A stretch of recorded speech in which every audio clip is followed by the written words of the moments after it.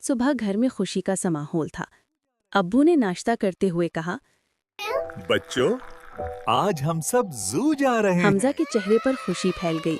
अम्मी मुस्कुराईं, बहन खुशी से तालियां बजाने लगी और सब तैयारी करके घर से निकल पड़े। रास्ते में हमजा बाहर के नज़ारे देखता रहा, दरख्त, हवा, लोग, और हर कुछ देर बाद अब्बू से नए सवाल करता। कुछ ही देर में ज़ू का बड़ा सा दरवाज़ा सामने था। गेट खुला और सब अंदर दाखिल हुए। हर तरफ जानवरों की आवाज़ें, रंगीन बोर्ड्स और बच्चों की खुशियां फैली हुई थीं। हमजा हैरत से सब देख रहा था। तभी उसकी नज़र एक छोटी सी बच्ची पर पड़ी। वो एक दीवार के पास खड़ी रो रही थी। हमजा उसके पास गया और नरमी से पूछा, बहन,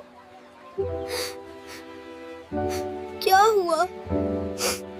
क्यों रो रही हो? बच्ची ने रोते हुए कहा, मेरी अम्मी मुझे नहीं मिल रही। मैं डर गई हूँ। हमजा ने फौरन अपनी अम्मी को बुलाया। अम्मी ने बच्ची को अपने पास बिठाया और हमजा ने कहा, तुम फिक्र ना करो, हम तुम्हें अम्मी से मिलवा देंगे। हमजा उस बच्ची का हाथ पकड़कर इंतजामिया के काउंटर तक ले गया। वहाँ ऐलान कराया गया, खोई हुई बच्ची इस वक्त मेन गेट पर मौजूद है। वालिदीन वहाँ तशरीफ लाएं।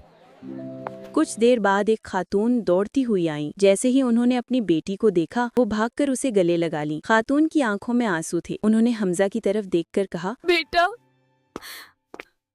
अल्लाह तुम्हें खुश रखे, तुमने मेरा दिल बचा लिया। हमजा ने अदब से सर झुकाकर जवाब दिया, हमारे नबी ने फरमाया है, जो किसी मुसलमान की परेशानी दूर करे, अल्लाह उसकी परेशानी दूर कर देता उसके है। बाद घर वालों ने ज़ू की सैर जारी रखी। हाथी, शेर, ज़राफ़ा, हर जानवर को देखकर हमजा खुश होता रहा। अम्मी बार बार मोहब्बत से कहती, हमजा, आज अल्लाह ने तुमसे बहुत अच्छी नेकी करवाई है, हमें तुम पर फख्र है। दोस्तों, नेकी हमेशा बड़ी चीज नहीं होती। कभी कभी किसी के आंसू रोक देना, किसी के खौफ को कम कर देना, बस यही काफी होता है। नेकी के लिए जगह नहीं देखी जाती, सिर्फ नीयत देखी जाती है। और जो दूसरों के लिए आसानी बनता है, अल्लाह उसके लिए रास्ते खुद आसान कर देता है।